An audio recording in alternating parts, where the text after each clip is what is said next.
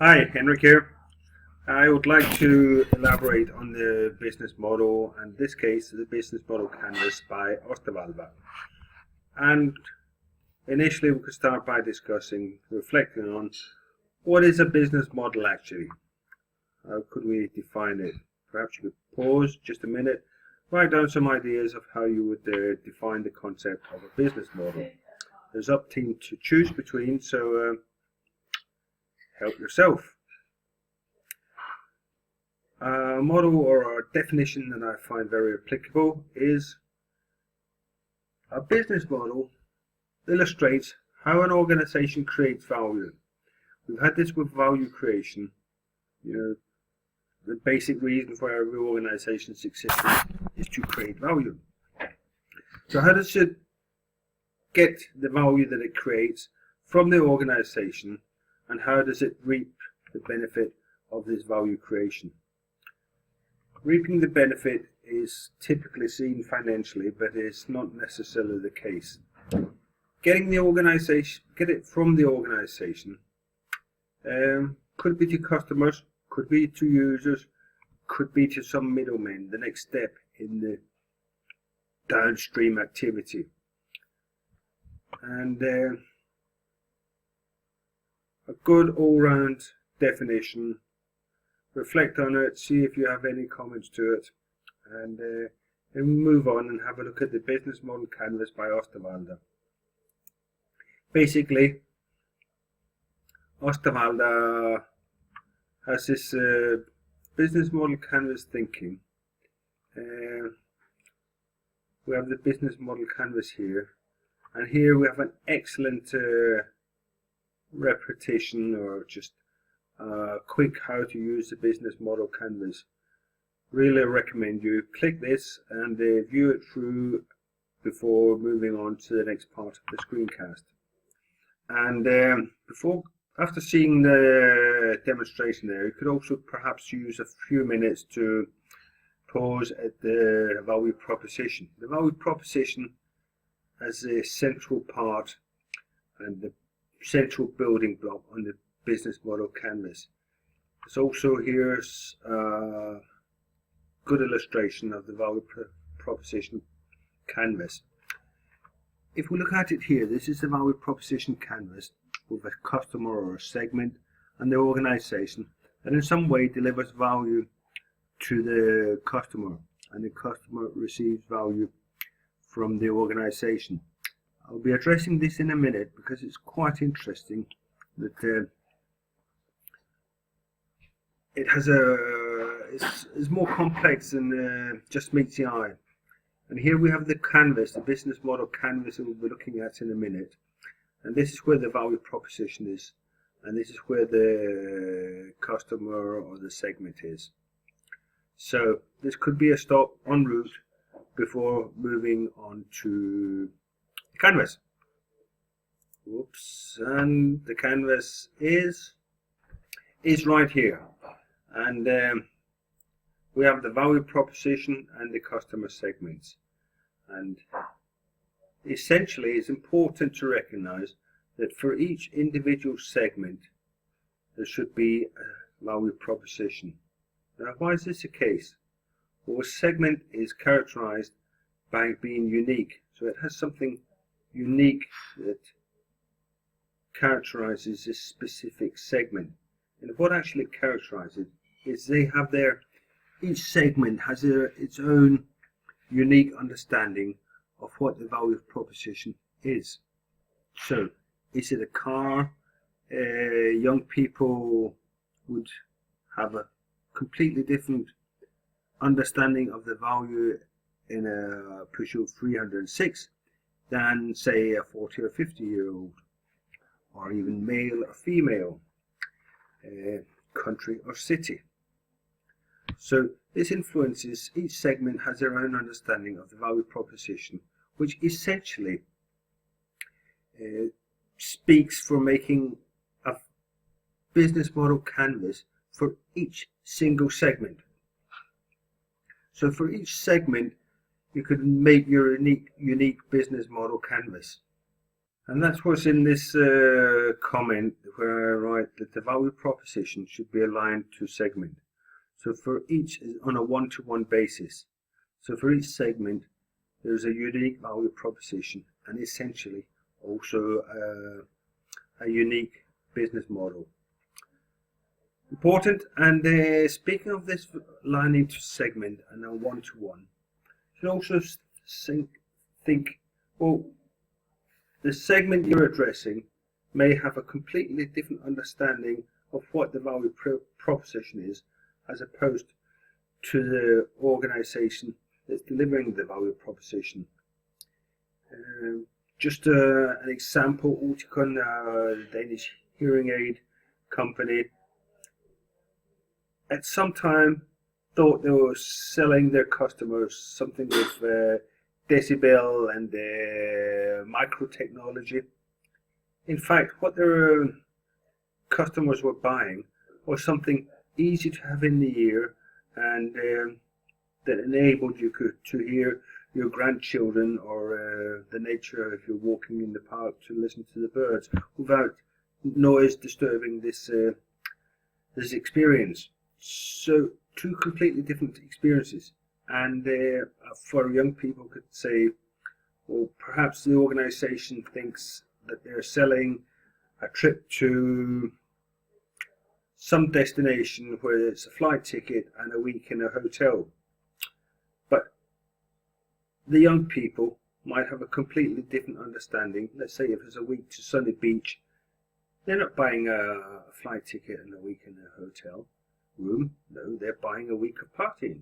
So just try and reflect on this, whether it's an inside-out understanding of the value proposition, inside from the organization towards the customers, or is it an outside-in, the customer's understanding,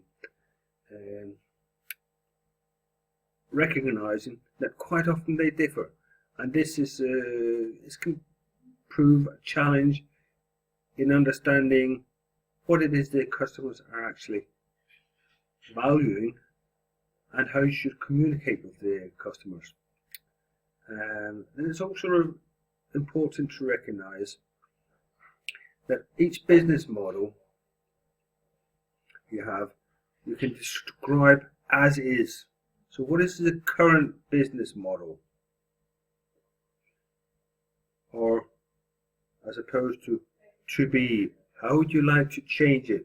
So this is, if we're working within an organization, we have a value proposition, we wish to tailor it to get a greater market share, to get a better communication, to reduce the channels, whichever.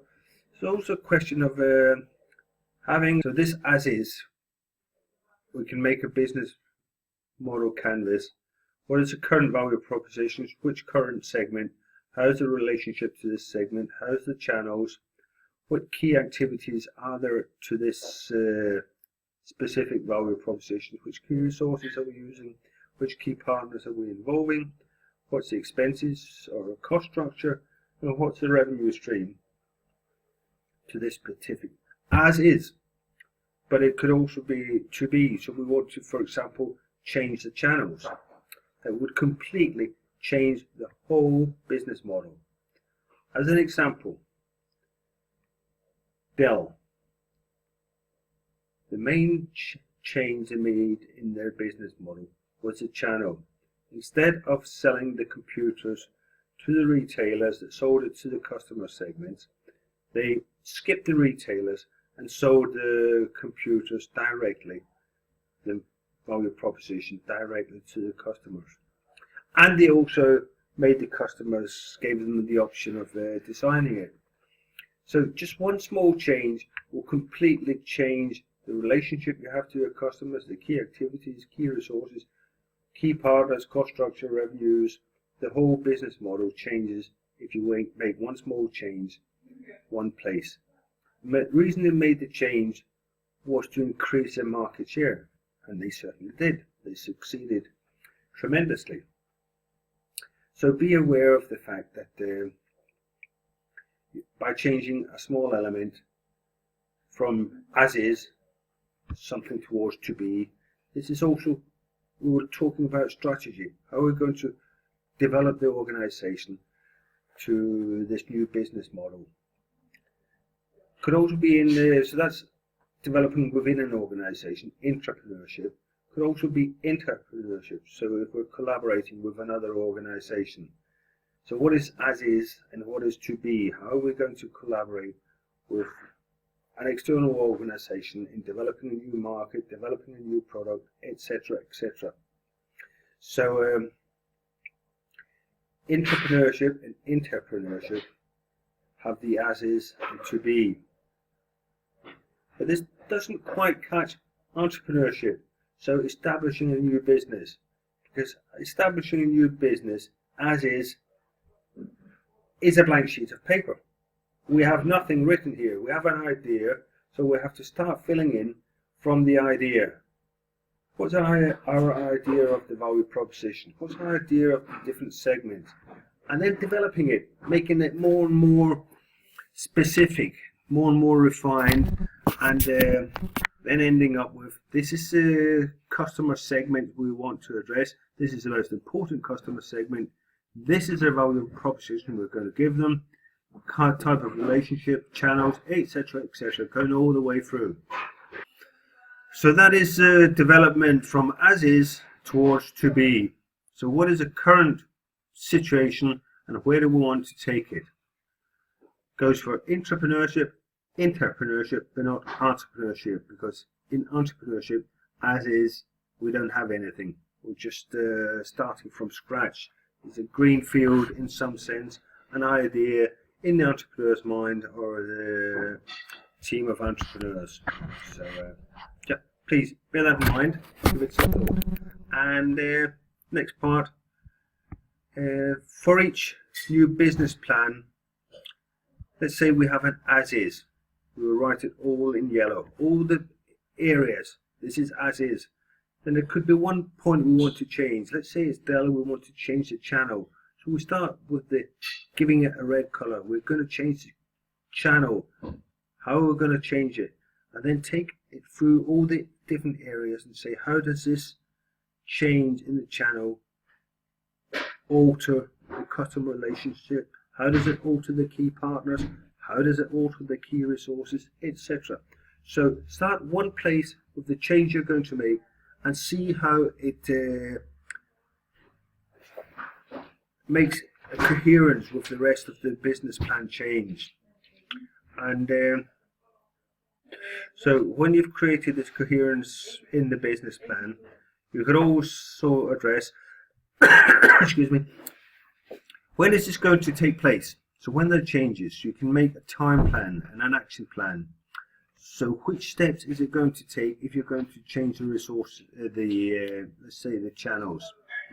And which resources do you need? Which human resources do you need? Which capital resources do you need to be able to make these alterations in the business plan? So make it into very small steps and keep remembering what is it we need to make a new business plan. Well, we need to make a new business plan for every segment. We need to make a new plan if we're making a change in one of the parts as is, because this influences the rest of the business plan. If we're making it from as is to be, then we have to have a time frame. Is it within 6 months? Is it within 2 years? Which actions are going to take when? Which actions are immediately forthcoming and which will be taken 3 or 4 months down the line? Yep, that more or less covers the areas I would like to address for the moment concerning Osterwalder's business canvas, business model canvas. And we're just about covered the 15 minutes. All for now, thank you.